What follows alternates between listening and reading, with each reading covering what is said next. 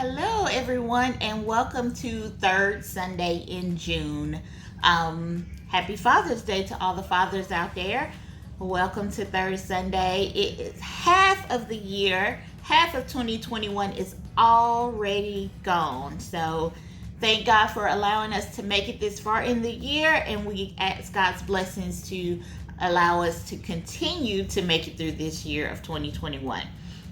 The CDC guidelines have relaxed the mask order just a little bit, so we're going out doing a little bit more stuff. So I encourage everyone to still remain safe, still wash your hands, all that good stuff. So yeah, that's all I wanted to say about that. This month, we have been talking about press play. Press play. It has been awesome.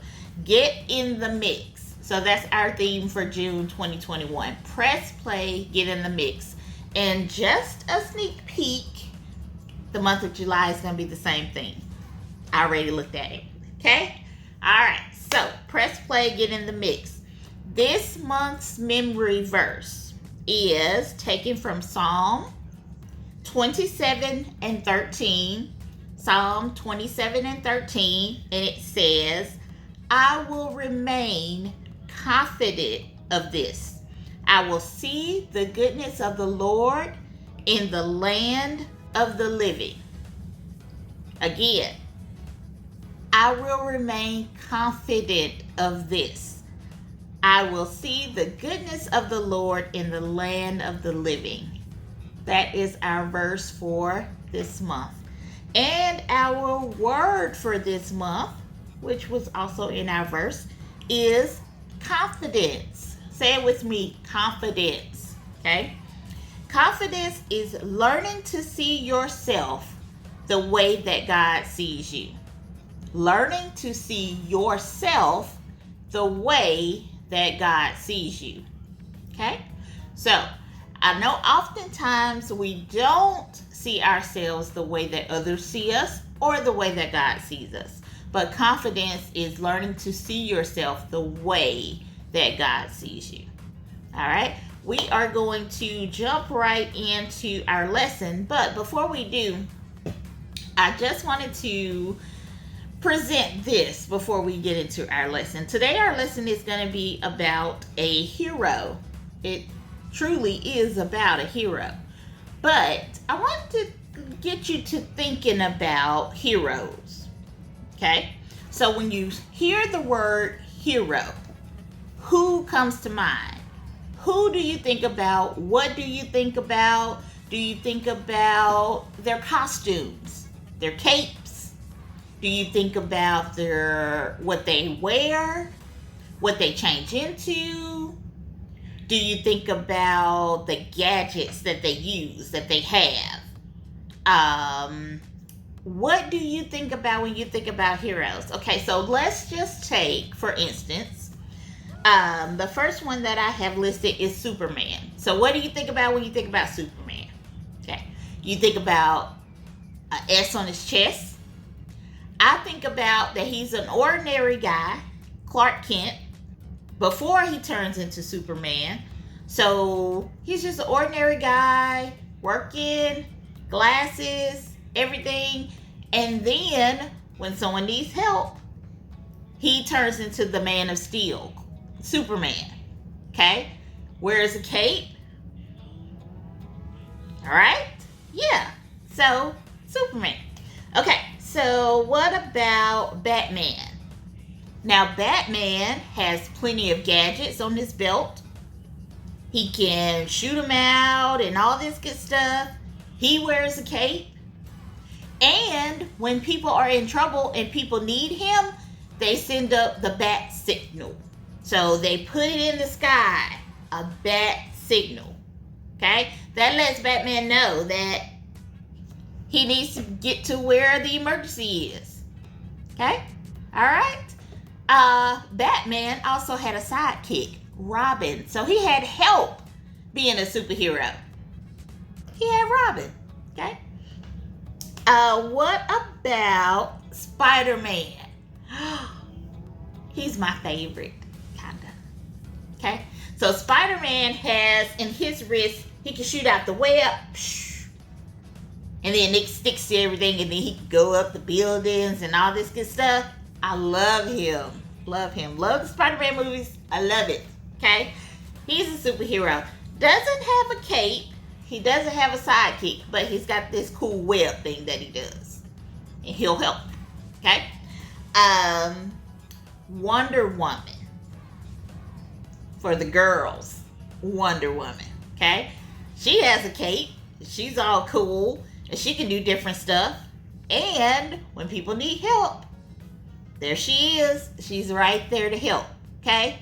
So, Superman, Batman and Robin, Spider-Man, and Wonder Woman. Those are just the four that off the top of my head I was thinking of superheroes. But those are just superheroes that we see on TV. But what about the superheroes in real life? We're going to talk about one superhero that was way, way back in the Bible. But modern day superheroes in real life right now, what about firemen?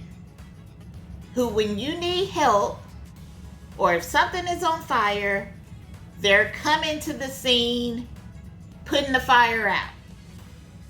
They can be considered heroes. They save lives. What about policemen? Policemen are here to help. They can be superheroes, some of them. Okay? What about pastors? Pastors are superheroes. They get to help all these different people from all these different walks of life, and you can go to pastors and tell them all this good stuff. They pray, they help. Pastors are superheroes. But what about parents? Parents are the real superheroes. Parents make it happen when hardly nobody else can. Parents step in, they get you to practice, they get you to church, they get you to school, they get you wherever you need to go, they get you to camp, they get you to all these different places, and they make it seem easy. They come home, they cook dinner after a long day of work, they do all this stuff, they make it look easy, but they're superheroes. Okay? What about your teachers? What about your Sunday school teachers? What about your tags teacher, your J.A.G.S teacher? Juniors at Greater Shiloh, teens at Greater Shiloh. What about those teachers? What about your vacation Bible school teachers? What about your regular day school teachers? What about your coaches? Those are all superheroes. They take time and they help whenever you need it. Okay? And it may seem like maybe they're not helping at this moment and I need their help and I need one-on-one and all this stuff, but they are willing to step in and help when you need it most. So, all of those people, the Spider-Mans, the Batmans, the Supermans, the Wonder Womans, they are great. Fantastic. But I want you to think about your modern day, real life superheroes that you see every day. They don't wear capes. They don't have gadgets. They don't really have sidekicks. Maybe. Maybe they might have help. Maybe your grandma steps in. Maybe your aunt steps in. Maybe your dad. Maybe people step in. So maybe they got a sidekick. But for the most part, it's your modern day people, just everyday people that are the real superheroes. Okay? So, we are going to jump right into today's lesson, and I'm going to tell you about a man named Gideon. Funny little word, kind of funny name, but Gideon was in the Bible, and we're going to just go through, we're going to review the story of Gideon. But I'm going to tell you, you'll see at the end how Gideon was a superhero. So our story today is all about Gideon. Gideon says the story of Gideon, it starts out with God not being very happy with his people, the Israelites. Okay? And so if you remember, the Israelites were the ones that God saved from Pharaoh. Remember back in the day when Moses told Pharaoh, let my people go? Was the Israelites. Okay? So, the people that Moses led across the Red Sea onto dry ground. Those were the Israelites, God's people. So hundreds of years have passed since they all did that. But throughout all of God's miracles that they had experienced, they still did bad things in the eyes of the Lord. Still, even after all that. So there's consequences to the actions. When you do bad things, you get punished. Some people get in timeout. Some people get spankings. Some people get on punishment. You can't use your phone or your computer or your game for a set amount of time that your parents say. Okay? So there's consequences to the actions. And just like there's consequences to your actions, there are consequences to the Israelite actions when they did not do what God asked them to do or what God wanted them to do. Okay? So, consequences means that they did something wrong. God didn't bless them, but gave them into the hands of the Midianites. So, got Israelites, Midianites. Okay? The Midianites were not their friends. They were not friends with the Israelites. They took and they ruined all of their crop, all of the Israelites' crops, all of their animals. And the Israelites were so scared that they had to hide from them in caves. So they couldn't just stay out in the open. They were scared. So they hid in caves. Okay? So after Israel had nothing left, they were so done. They couldn't do anything else. They finally cried out to God for help. And God heard their cry just like he always do. And he had a plan. And the cool thing about God is that God wasn't happy with the Israelites, but he still listened to them and he still answered their prayer. And how many of you know that we all mess up and we all make mistakes, and sometimes God is not really happy with us, but he still hears us and he still answers prayers. Okay? And this is where Gideon comes into the story. Okay? He was threshing wheat, which means he was like picking it apart. Okay? In a hidden place because he was in a cave, so that the Midianites wouldn't see him and they wouldn't steal his wheat, because the Midianites were stealing and messing up all the crops and the animals and everything else. And that's when an angel of the Lord came to Gideon. The angel spoke to him and said, "The Lord is with you, mighty warrior." And mighty warrior kind of sounds a little bit like a hero, right? Right. Okay. So Gideon said, "But sir, if the Lord is with us, why is all this bad stuff happening? Where are all the miracles of our fathers, the people that crossed the Red Sea? Where are all those miracles that they told us about?" Well, the Lord replied to Gideon and said, "Go with all your strength and save Israel from the Midianites.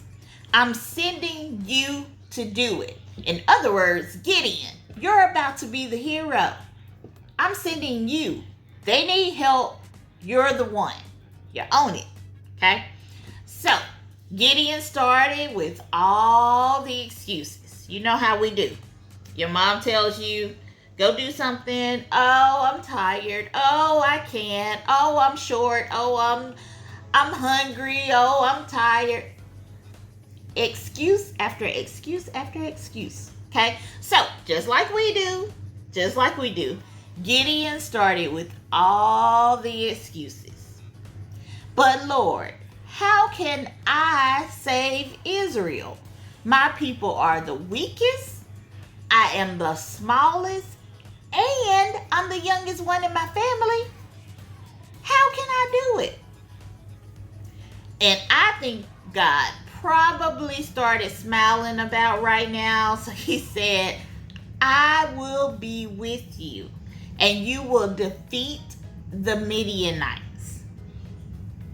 Then Gideon asked God for a sign because he was just like, I don't know about this. So he asked God for a sign. He wanted to be sure that this was really God that was talking.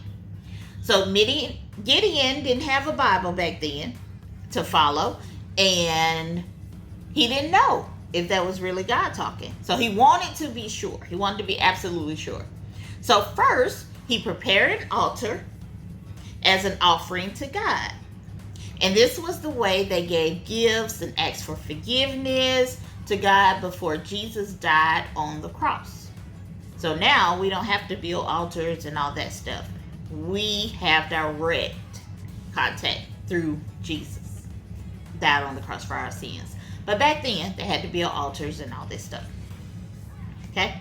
So, he set his offering down on a rock, and the offering was meat and bread. He set it down on a rock, and fire came from the rock, completely burning the meat and the bread. And an angel of the Lord disappeared. Okay? Wow. It's crazy, right? Yeah. Then Gideon realized that it was an angel of the Lord that he was talking to all this time. So that same night, the Lord told Gideon to take down the altar that his father had built for a pretend god named Baal. So he cut it down the altar. Okay? All right. And the Israelites started believing in the fake gods, and that is why God had become angry with them. He is the only real and true God. And these people were praying and giving offerings and pieces of wood and statues that couldn't do anything, that couldn't hear them, couldn't save them, couldn't do anything. So they're giving offerings to all these different false gods and these pretend gods that they had made and conspired, but they were not the true and living God. Okay? So Gideon took 10 of his servants at night because he was afraid of getting caught from the people in the town, and he tore down the altars. The people were mad when they realized that Gideon had wrecked their altars, but they decided that if Baal, who was the false god, was really a god, that he would punish Gideon. So of course nothing ever happened to Gideon because Baal is not a real god. Okay, so nothing happened to Gideon. So Gideon still wanted to make sure that God would save the Israelites. So he asked for another sign. Okay, so this is sign number 2 coming up. He placed a piece of wood, a piece of wool, from a sheep on the ground. Okay, so he said if there was dew only on the fleece of the wood and all the ground around it was dry, then he would know that God would save them. So when Gideon checked the wool in the morning, guess what?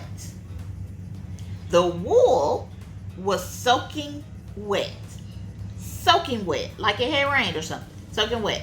But the ground underneath and the ground all around was perfectly dry. Okay? So Gideon asked for the sign. He said, let this wool be wet, let the ground be dry. And God answered. God came through. Okay.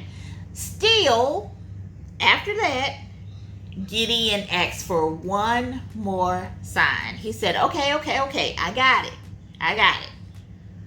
He said, this time, I want the ground to be soaking wet and the wool to be dry.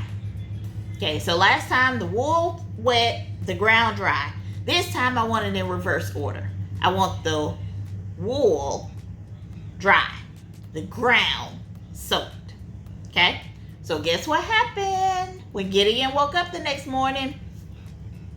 You got it. God answered. God answered Gideon. The wool was dry. The ground was soaked. Okay, so God did answer Gideon's prayer. So God had something in mind. Gideon gathered up the army. He started out for the Midianite camp. And by this time, he had 3 things that God showed him. So Gideon is feeling pretty good about himself. Pretty good about how things are going. He had lots of help to fight. And God promised that he would help them win. So Gideon is going.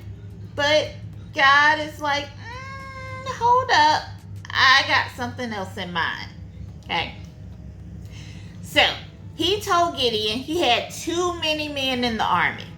He knew that Israel would think that they defeated the Midianites because there was too many men in the army, and he didn't want them to take credit for something that they didn't really do, because who knows that God brings you to stuff. God brings you to these battles. And God is the one that wins the battles for you. Not really on your own. Doesn't really matter how many people you got. God brings you to it and God brings you through it. Well, he had so many men that God was like, no. Gideon, you got too many. They're going to think that they did it on their own. They're not going to believe that God did it. Okay? So they were going to take their own credit. So God told Gideon to announce to the people, anyone who's afraid to go home now. So amazingly, 22,000 is what the Bible says. 22,000 men left. 22,000. That's so many people. They were afraid, so they left. Okay? So Gideon still felt all right because 10,000 people stayed. Okay? So, he had 10,000. Well, not for very long. The Lord told Gideon he still had too many. Yeah, you lost 22,000, but you got 10,000. That's still too many. So, when they went down to the water to drink, he told Gideon, separate the men that drink their water. When they scoop the water up, they drink it with their hands, versus the ones that just lay down in the river or creek and just drink. Okay? You're going to separate the ones who cup the water and bring it to their mouth than the ones that just lay down and drink. Okay? So that's what God told him to do. So Gideon paid close attention when they went down to the water for a drink. He paid attention. He separated the ones that cupped the water versus the ones that just got on their knees and started drinking. So God told Gideon that he only wanted the 300 men and the rest could go home. This is the way that they would win. The Israelites would know that God was still in control with only 300 men left. Okay, so Gideon has taken had a whole army, and now he's down to 300 men.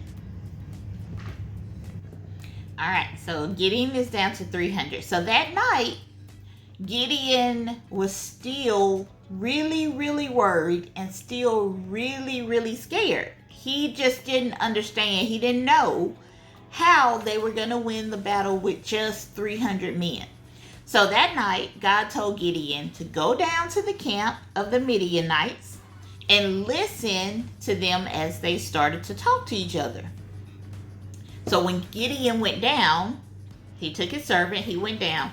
Gideon overheard the soldiers saying that they had had dreams that showed them that the Israelites would defeat them. So at that moment, Gideon knew from their conversation. He knew that they were going to win. He knew that God was going to bring them through. So Gideon bowed down and worshiped God. And then he headed back to the Israelite camp. Okay? So Gideon told his soldiers that God had already given them the victory. He divided the army. So he's got 300 men.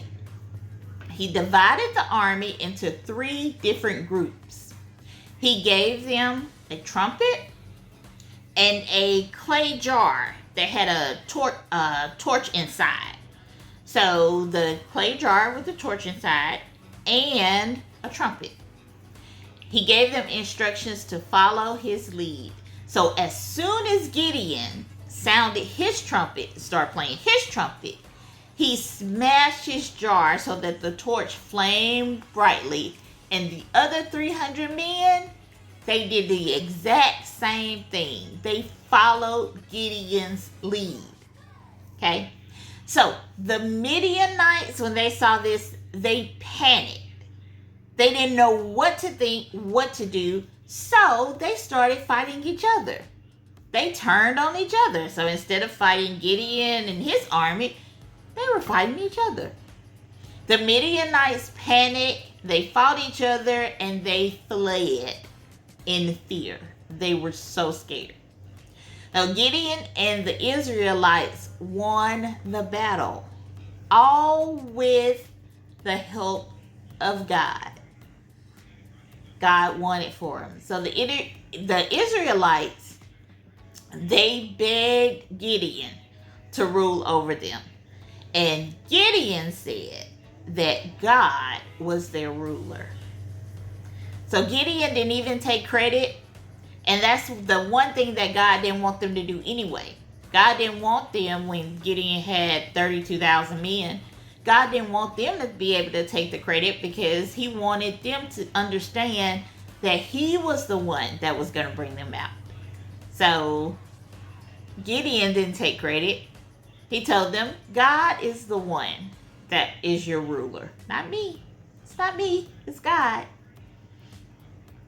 So Gideon, when I think about this story, I think about like boxing match. Y'all may know or may not know Rocky. And Rocky was always kind of the underdog. Nobody really thought he would win, but he always ended up winning. Like at the last moment, he came through. He always won. So when I think of Gideon, I kind of think of that. Gideon was just an ordinary guy, not much of a superhero, or didn't think of himself as a superhero.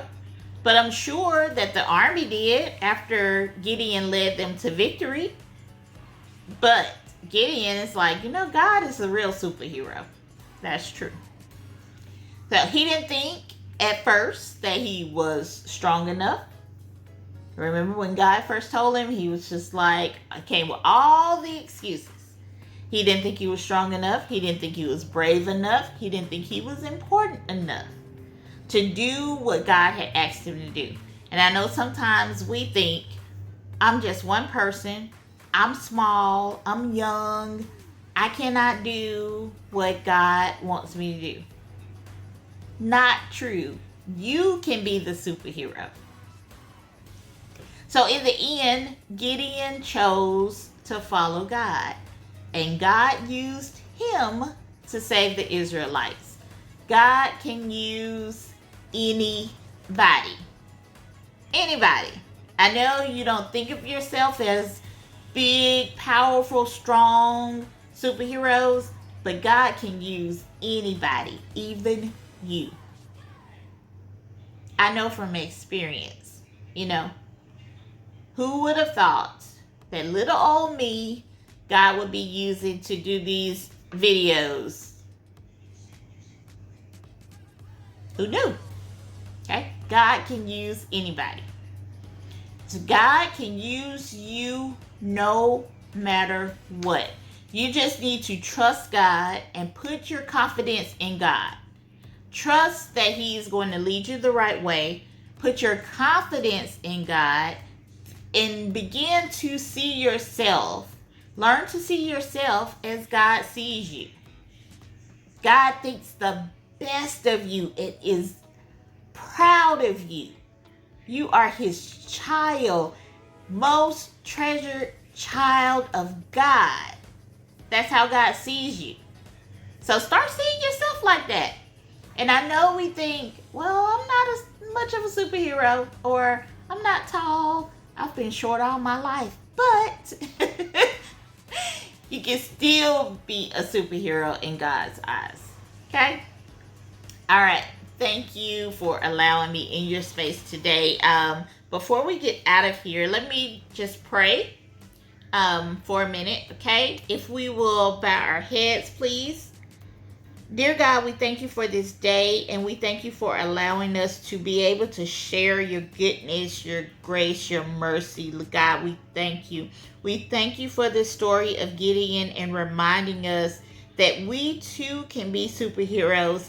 Just takes an ordinary person to follow your lead, God. We ask that you just keep leading us, keep guiding us. God, we thank you. We want to be superheroes just like Gideon. We want to follow your lead. We want to make wise choices. We want to stand up for what is right. So please help us to see ourselves the way that you see us, God. Give us the confidence to be able to see ourselves the way that you see us. And God, please just continue to guide us, continue to direct us. In your name, Jesus. Amen. All right. So let's just wrap up for a minute. Just wrapping up. Gideon was just a normal, ordinary guy. Nothing special about him. Nothing really special about anybody that God chooses. Most of the time, God chooses just ordinary people. They're not, God really doesn't choose the superheroes. Okay? It's just ordinary people that God chooses to do His work. And that's all it takes. Just an ordinary person chosen by God to do His work. If you're willing to listen, if you're willing to follow, you're willing to obey God, He can use you. Gideon wasn't expected to save the day, but when you think about it, he did. And when you think about the works that God does in people's lives, all through this story, all throughout the Bible and other stories, God just uses ordinary people to be able to bless others. Ordinary people. How ordinary was Jesus? The Son of God, perfect in every way, but just an ordinary man who came and saved us. Died on the cross when He could have easily dispatched an angel to come get Him. But He died for us because He loves us just that much that He was willing to die for us. Just an ordinary man, ordinary person, but doing such brave things. God can do big things through you too. You might not feel ready. You might not feel strong. You might not feel brave enough. You might not feel talented enough. You might not feel like you are enough, but guess what? You are enough. Say it with me. I am enough. You are enough. Okay? All right. So our bottom line today is that God can use you no matter what. God can use you no matter what. That is the end of our lesson today. So thankful, so grateful that you allow me in your space. I thank you for taking the time to watch the videos every week, and I pray that it's helping somebody and helping get your life back on track if you're off, or helping you stay on track if you're on, or these lessons help me more than it helps you guys, I promise. So I hope to see you all soon in person. I thank you. Thank God for you. I thank God for your families. And I ask that God continue to bless and keep you, keep your family safe, keep you all safe. So until next time, until third Sunday in July, I thank you. Thank you for allowing me in your space. I love you guys tremendously from my heart. Bye.